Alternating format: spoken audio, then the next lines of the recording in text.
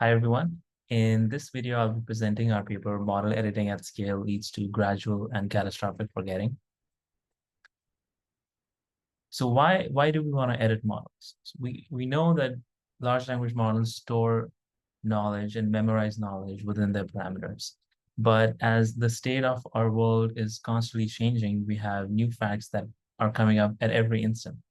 And we want to be able to change the facts stored inside the model parameters for parameter modifying model editing methods because we just cannot continually keep training models. It is expensive, it has so overfitting, and even though we decide to do that, the model will always learn some facts incorrectly. So we need this ability to be able to correct incorrectly learned facts during the training process. And this is exactly what model editing or knowledge editing is trying to do. So just a couple of comments about the metrics that are used when evaluating model editing. There are three main metrics that are used. The first one is called reliability, and it's just related to if the edit was successful or not. So we're just asking the question, okay, let's say I change the name of the president from Joe Biden to say John Cena. And then I ask the model, who's the president? Is it able to say John Cena now? So it's just if the edit was successful or not. Then it's generalization, which just means that is the model able to respond with the edited fact if I ask the paraphrase of the original question, or if I ask something which something the same question in another form essentially. So it could be like if I added the president to John Cena, then if I ask who lives in the White House, it should now say John Cena and not Joe Biden. And locality as a metric measures if the edited fact affects other knowledge that the model knows. So it should not, editing the president of the US should not affect the capital of France, for example. And that's kind of the questions that are asked them. So reliability as a metric is measured by something called efficacy score, as you will see in the later half of the presentation. Generalization is measured by paraphrase score, and locality is measured by neighborhood score. So the main question that we ask in this paper is, the background here is that before this paper came out really early this year, people were only evaluating edited models on model editing metrics, but nobody seemed to be caring about the effects of editing model on other functions of the model or on other abilities of the model. If an edited model can do the general task that it is used for when edited, especially at scale. So the main question we ask in this paper is, what are the downstream effects of model editing at scale? And in this paper, we're only firstly working with parameter modifying model editing methods.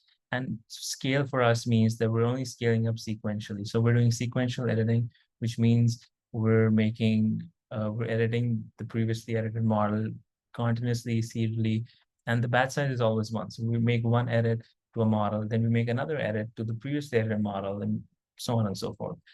So that's our setting, parameter modifying model editing, sequential editing, and we want to see what are the downstream effects of model editing at scale.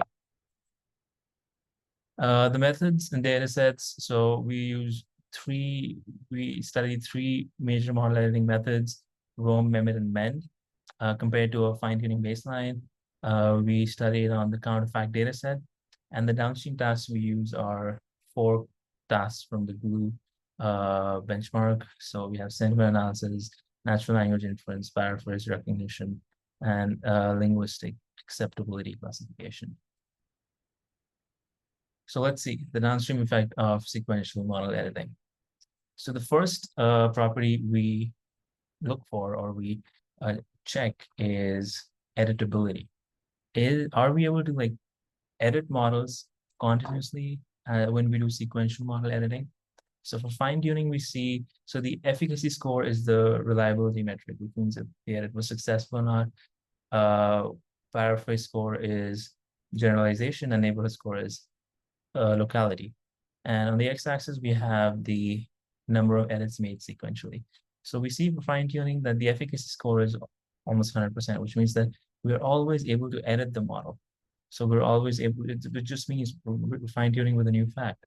But what the blue curve shows that the paraphrase score is low, which means the generalization is low, which means it will overfit on that one thing, but it will not be able to generalize about that fact.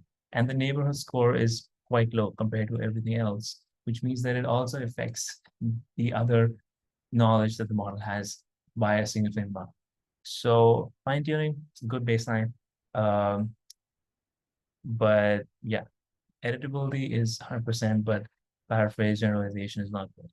MEND, which is a parameter modifying method, model editing method, but the hypernetwork based method, it is just not able to scale up.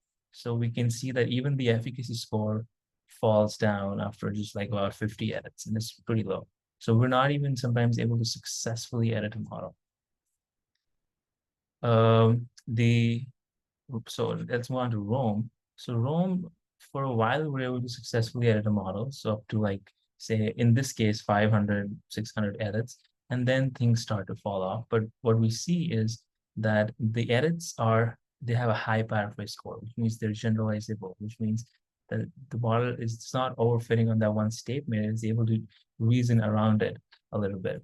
But the neighborhood score consistently goes down. So it means that although edits are successful and they're generalized, it is still affecting other related knowledge around that the model knows, which may or may not be good. And Mehmet has a pretty similar characteristic. The thing to note here is the x-axis goes from 0 to 6,000 here instead of 0 to 1,000, which basically is showing that Mehmet is way more robust. It can have high efficacy and high generalized edits for a much longer period of time. The second property we analyze is fact forgetting, which is as we sequentially edit the model, does the model forget previously edited facts? And this is the first, our work is the first to introduce this metric. And the y-axis here is the percentage of facts forgotten. So lower is better. We don't want forgetting. And we see a very high forgetting rate in fine-tuning, and an even higher forgetting rate in MEND.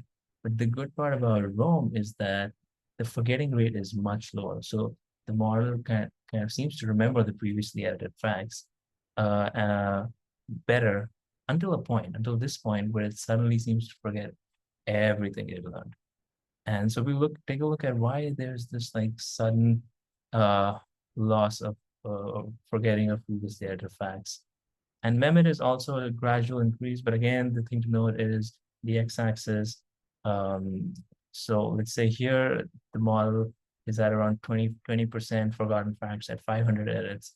Here, that 20% occurs probably at like 1,000 or more than 1,000. So Mehmet is a lot more robust to forgetting previously edited facts. And then we look at downstream performance. So the y-axis is the F1 score. And for fine-tuning, we see a consistent decline. MEND is just bad after 50 to 100 edits. Rome seems to be consistently losing its ability to do downstream tasks. And this is interesting, and this is also why we started this work, is that people are not measuring the effects of model editing on other things that the model did.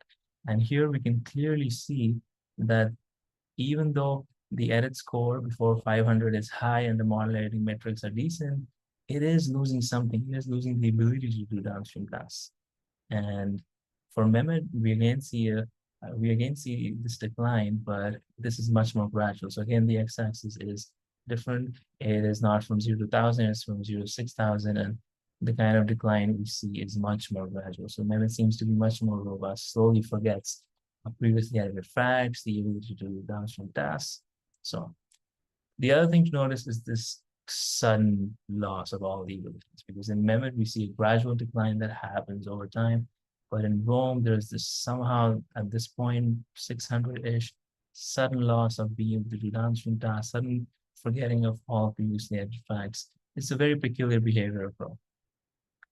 And the fourth final property we studied was the source of forgetting, which we believe is the source of all this forgetting previously edited facts or downstream performance, is the norm of the matrix that is edited. So what we found is that as we sequentially edited models, the norm of the matrix that is edited consistently increases. And this catastrophic loss of forgetting in Rome happens because Rome has these sudden jumps, which no other model editing method has. And these jumps coincide consistently with that, with those losses, sudden losses that we saw. For example, there's this sudden jump around 600, and then there is another jump around 900-ish. We don't see it here because the model has lost the ability to do downstream tasks, but we see it around 900 around here, where after the first jump, it starts to remember certain previous facts, but then it forgets everything again. And this phase of like slowly forgetting facts, and this is true in memory also. There is a phase of slowly forgetting facts, is what we call gradual forgetting, and then suddenly this distance, um, this norm of the matrix that seems to explode, and it's true for memory as well. It's at a much slower rate. Like here, it is happening instantaneously at one edit, and here it's happening at a much slower rate, but it's still pretty fast. So the first region we were calling gradual forgetting. So there's a consistent gradual forgetting that's happening, and the second region is catastrophic forgetting, which is in Rome is very extreme.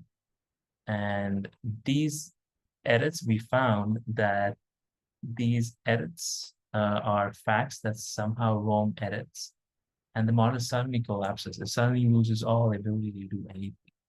It is very unique to Rome. It only happens in Rome, and we call these edits disabling edits.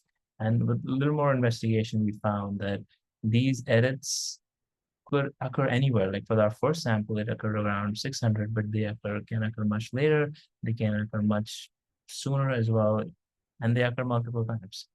And they lead to a sudden loss in model abilities, a sudden fall, immediate fall, and it also forgets everything that it previously was edited. So it seems to be something very unique about disabling edits. And this is not something that we were able to figure out in this paper, but just um, uh, uh, uh, a quick mention about our following work called Rebuilding Rome, Resolving Model Collapse during Sequential Editing, where we fix this issue in the Rome algorithm, or I would say the Rome implementation, where here you see before our fix, there was a disabling edit very early in the model editing, sequential model editing, and these edits continuously were seen. But after our fix, we are now able to sequentially edit the model for a long time, and we do see a gradual decline in downstream performance, which is expected, but we don't see this suddenly. So this has now enabled to do sequential editing with Rome. Yeah, so just a quick mention here. So as a quick summary of what we did, we studied making multiple sequential edits to the same model and saw that it leads to forgetting of previous knowledge and skills in two phases. There is an early phase of gradual forgetting, and then there is a sudden increase in loss of general ability or coherence, which happens catastrophically and suddenly. And Mehmet is more robust to multiple sequential edits when compared to Rome. And although we don't show it in this paper, the reason for that is that in Mehmet, we're editing way more layers, so they're more stable. And the norm updates in Mehmet for each layer are also smaller. But the final conclusion is that model editing methods, at least the current ones that we have, they're not scalable beyond a few hundred or like a couple thousand edits. So we cannot do more than that with the existing model editing methods. We'll leave this slide with a quick summary of everything that we studied. Thank you so much for listening. Yeah, thank you.